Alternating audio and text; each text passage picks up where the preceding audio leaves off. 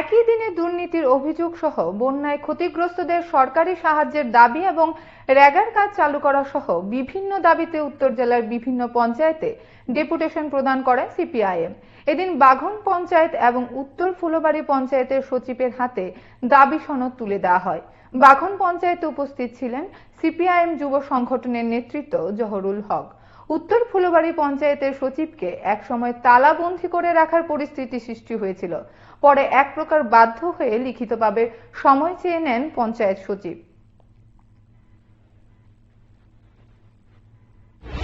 সাধ্য বা দাবি সহ আমরা দাবি রেখেছি, কিন্তু আমাদের পঞ্চায়েত সচিব সহমত পোষণ করলেও সবটি আমাদের দাবি যে আমরা জিজ্ঞাসা করার সবটির উত্তর উনি দিতে পারেন। উনি সময় নিয়েছেন, আমরা এই সময় উনাকে দিয়েছি।